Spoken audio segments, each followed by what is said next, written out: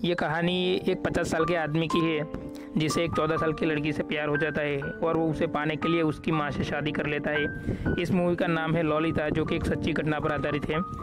इस मूवी की शुरुआत 1950 अमेरिका में होती है, जहाँ हरमन को गाड़ी चलाते हुए दिखाया जाता है और उसके मुंह पे खून लगा हुआ होता है और वो किसी के ख्यालों में खोया हुआ होता है। वो कहता है कि लॉलिता मेरी प्यार थी, वो मेरी ज़िंदगी थी। इसके बाद हमें हरमन का बचपन दिखाया जाता है, जब वो 14 साल का था और फ्रांस में रहता था। तभी उसके टाउन में एक एनाबेल नाम की लड़की जो 14 साल की होती है वो रहने के लिए आती है, जिसे देखते ही हरमन को उससे प्यार हो जाता है और एनाबेल भी उसके प्यार में गिर जाती है। ये उनकी ज़िंदगी के सबसे अनमोल पल होते हैं और वो दोनों जल्दी शारीरिक संबंध भी हो जाते हैं दोनों के बीच में। लेकिन उसका प्यार ज़्यादा दिन तक नहीं टिक पाता, क्योंकि एनाबेल को एक बीमारी के चलते उसकी मौत हो जाती है। इसे हरमन पूरी तरह से टूट जाता है। इस घटना के बाद उसे किसी से भी प्यार नहीं हो पाता है और उसकी पूरी जवानी एनाबेल जैसी लड़की को ढूंढने में निकल जाती है। और इस घटना को बहुत साल बीत जाते हैं।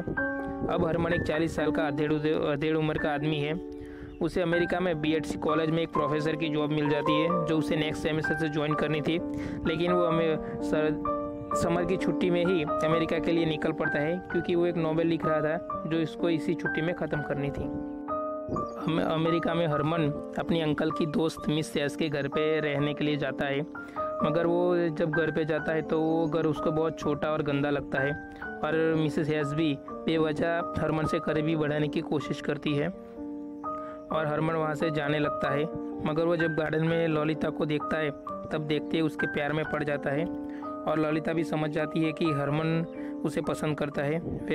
वैसे तो लॉलिता 14 साल की होती है, मगर वो अपनी उम्र से ज़्यादा समझदार होती है और कहीं ना कहीं हरमन को भी लॉलिता के अंदर एनाबेल दिख रही होती है और हरमन वहीं उसी घर में रहने का फैसला करता है और वो अपने छोटे से रूम में रह के अपनी नॉवेल ख़त्म करने की कोशिश करता है। और तभी एनाबेल उसके पास आती है और एनाबेल भी वो जानती है कि हरमन उसे पसंद करता है और एनाबेल भी कभी कभी उससे गोद में बैठ जाती है, कभी अपने पास बुलाती है। ऐसे ही करके हरमन को सेड्यूस करना शुरू कर देती है।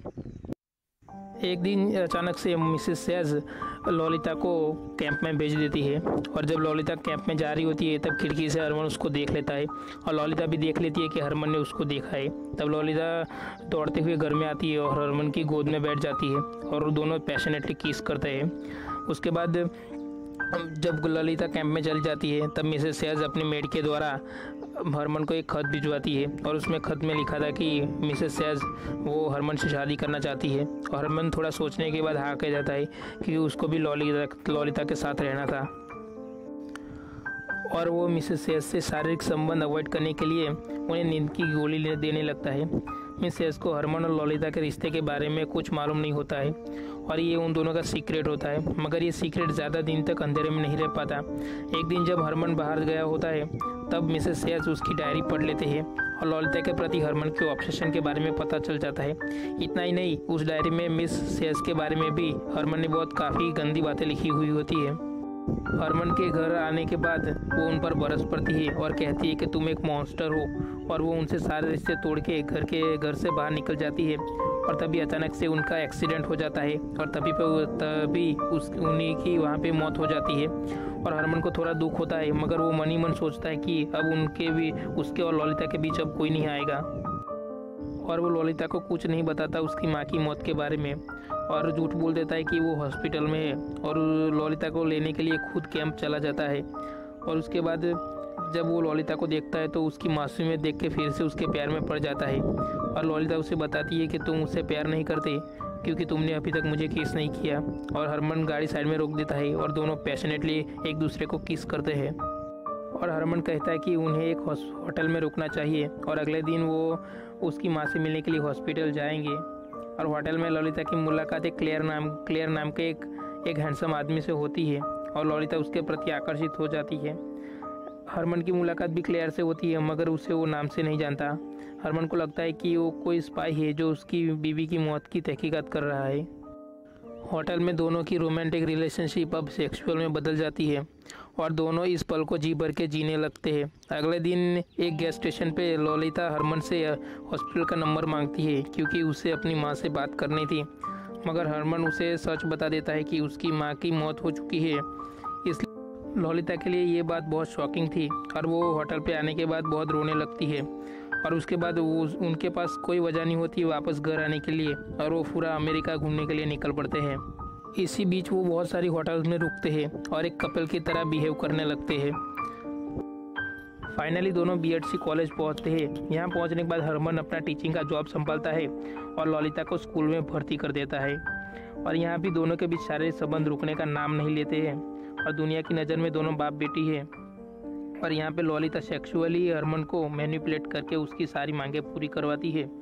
एक दिन हरमन ललिता के स्कूल जाता है उसका प्ले देखने और यहाँ पे उसे पता चलता है कि इस पूरे प्ले को क्लेयर ने लिखा है। दोस्तों, क्लेयर वही हैंडसम आदमी था जो ललिता को होटल में मिला था। जैसे जैसे समय बीतता जाता है दोनों के बीच में रिलेशन रोमांटिक नहीं रहता। अब हरमन को ललिता के प्रति इनसिक्योरिटीज बढ़ने लगती है और उसे लगता है कि डर लगता है कि ललिता उसे एक दिन छोड़ के भाग जाएगी। और एक दिन जब ललिता के पास कुछ पैसे मिलते हैं तो उसे लगता है कि ललिता पैसे इसलिए जमा कर रही है कि एक दिन उसे छोड़ के चली जाएगी। और एक दिन रेस्टोरेंट में जब ललिता किसी से फ़ोन पर बात कर रही होती है तब हरमन देख लेता है और जैसे ही हरमन देखता है तो ललिता अचानक से फ़ोन कट कर देती है और अजीब बिहेव करने लगती है, जैसे मानो कि वो कुछ छुपा रही हो। उन दोनों के बीच रिलेशन और ख़राब हो उससे पहले हरमन उसे एक और टूर पे जाने का ऑफ़र देता है और इस बार ललिता को तय करना था कि वो कहाँ कहाँ जाएंगे। उसके बाद जब वो रास्ते में होते हैं तो हरमन को लगता है कि कोई उनका पीछा कर रहा है। ये वही स्पाई था जो होटल में भी उनका पीछा कर रहा था। और जब हरमन और ललिता एक गैस स्टेशन पर रुकते हैं तब हरमन कुछ सामान लेने के लिए अंदर जाता है और वहाँ से खिड़की से देखता है कि ललिता किसी अनजान आदमी से बात कर रही है और हरमन भाग के बाहर जाता है, लेकिन तब तक वो वहाँ से जा चुका था। पूछने पर ललिता बताती है कि ये आदमी रास्ता पूछ रहा था और आगे की जर्नी में भी हरमन को लगता रहता है कि कोई गाड़ी बदल बदल के उनका पीछा कर रहा है। और तभी वो लोग एक होटल में रुकने का फैसला करता है और जब हरमन कुछ खरीदने के लिए बाहर जाता है और वापस आता है तो वो देखता है कि ललिता कुछ मैसेज सी दिख रही है। उसकी लिपस्टिक मसली हुई होती है, उसके बाल बिखरे हुए होते और उसके पैर भी गंदे हुए होते। और यहाँ पे हरमन को शक होता है कि उसके जाने के बाद कोई ना कोई तो यहाँ पे आया था। और ललिता कहती है कि यहाँ कोई नहीं आया था, वो बस ये चेक करने के लिए नीचे गई थी कि हरमन वापस आया कि नहीं। मगर ललिता की बिखरी हुई लिपस्टिक देख के हरमन को बहुत बेचैनी हो जाती है और उसे कॉन्स्टेंटली डर लगा रहता है कि कोई ललिता को उससे दूर ले जाएगा और उसे जेल हो जाएगी। और अब अगले दिन वो अपनी जर्नी जारी रखते हैं और एक और होटल में रुकते हैं और वहाँ पे जाने के बाद ललिता की तबीयत एक अचानक से बिगड़ने लगती है और हरमन उसे तुरंत हॉस्पिटल में भर्ती कर देता है। उसके बाद डॉक्टर उसे बताता है कि ललिता को एक वायरल फीवर हुआ है और उसको एक रात हॉस्पिटल में रुकना होगा। और हरमन उसे हॉस्पिटल में भर्ती करके वापस अपने होटल आ जाता है। और सुबह जब वो ललिता की खबर लेने के लिए फ़ोन करता है हॉस्पिटल में तब उसको बताया जाता है कि ललिता को कोई वायरल फीवर नहीं हुआ था और सुबह तक वो ठीक भी हो चुकी थी। और उसके बाद उसके अंकल आके उसको डिस्चार्ज करके अपने साथ ले गए। ये सुन के हरमन के पैरों के नीचे से ज़मीन खिसक जाती है और वो हड़बड़ाते हुए हॉस्पिटल पहुंचता है और वहाँ पे पहुंचने के बाद सबसे लड़ाई करने लगता है। और जब पुलिस को अपनी तरफ आता हुआ देखता है तब शांत होकर सबसे माफ़ी मांगने लगता है। और दरअसल दोस्तों ये ललिता को कोई बीमारी थी ही नहीं, ये बस उसका प्लान था क्लेयर के साथ भागने का। और यहाँ पे आने के बाद हरमन अपनी जी जान लगा देता है ललिता को ढूंढने के लिए और वो हर एक होटल में वापस जाता है जहाँ वो पहले रुके हुए थे, इस उम्मीद में कि कोई सुराग मिले होटल के रजिस्टर में। चेक करने के दौरान हरमन एक पर्टिकुलर हैंडराइटिंग को देखता है। जिस होटल में वो रुके थे वो आदमी भी वहाँ रुका हुआ था और वो हर बार अपना नाम चेंज करके लिखता था। और उसे ढूंढने की बहुत कोशिश करने के बाद हरमन सोचता है कि मेरे अलावा भी ललिता का कोई आशिक था, लेकिन वो अपने आप को ये कह के मना लेता है कि मेरे जैसा प्यार ललिता को कोई नहीं कर सकता। और देखते देखते इस बात को 3 साल हो जाते हैं और एक दिन अचानक ललिता का लेटर मिलता है जिसमें लिखा था कि उसने शादी कर ली है और अभी वो प्रेग्नेंट है, लेकिन उसकी फाइनेंशियल कंडीशन कुछ ठीक नहीं है और उसे कुछ पैसों की ज़रूरत है। हरमन तो उस लेटर में लिखे एड्रेस की तरफ तुरंत निकल पड़ता है और हरमन ललिता से मिलता है और ललिता कहती है कि उसने रिचर्ड नाम के आदमी से शादी कर ली है और अभी वो प्रेग्नेंट है। लेकिन हरमन वो जानना चाहता था कि वो कौन आदमी था जो ललिता को उससे दूर ले गया था। वो रिचर्ड तो हो नहीं सकता क्योंकि वो बहुत अमीर था और उम्र में भी अधिक था।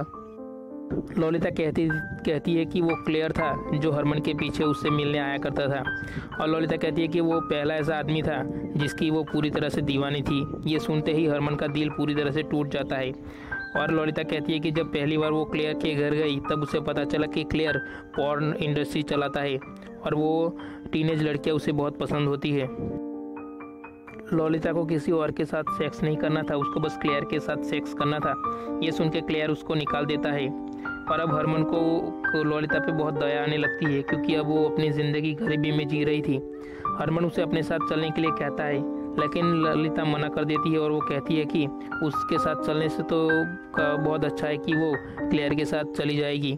ये सुनते ही हरमन को बहुत दुख होता है और उसको बहुत तकलीफ होने लगती है। हरमन जी भर के ललिता को देखता है और उसे कुछ पैसे देता है और वहाँ से चला जाता है। और हरमन सीधा क्लेयर के घर की तरफ जाता है उसे मारने के लिए, कि जिस लड़की से उसने उतना प्यार किया, क्लेयर ने उसकी पूरी ज़िंदगी बर्बाद कर दी और उसे मरने के लिए सड़कों पे छोड़ दिया। और उसके बाद भी ललिता क्लेयर की दीवानी थी। हरमन क्लेयर के मेंशन पहुंचता है, लेकिन क्लेयर को कुछ याद नहीं होता है। ना तो उसे ललिता याद थी, ना तो उसको हरमन याद था। और लेकिन जब हरमन उसे पिस्तौल दिखाता है तब क्लेयर को धीरे धीरे सब याद आने लगता है और वो कहता है कि उसने ललिता के साथ कुछ नहीं किया क्योंकि वो इम्पोर्टेंट है, वो कुछ नहीं कर सकता। लेकिन हरमन बहुत गुस्से में होता है और वो उस पर सारी गोलियां शूट कर देता है और उसको वहीं पे मार देता है। और जब हम हरमन को गाड़ी चलाते हुए देखते हैं फ्रेंड्स, ये वही सीन है जो मूवी के स्टार्टिंग में दिखाया जाता है। और पुलिस वाले उसको पकड़ने के लिए आते हैं क्योंकि उसने क्लेयर का खून किया था। और फ्रेंड्स, जो हरमन होता है वो किसी के ख्याल में खोया होता है ललिता के। और ये मूवी यहीं पर एंड हो जाती है। और लास्ट में हमें बताया जाता है कि हरमन की जब वो जेल में था तब उसको एक बीमारी के चलते उसकी मौत हो जाती है। और ललिता की भी एक अपने बच्चे को जन्म देने के बाद 1 महीने के बाद उसकी भी मौत हो जाती है।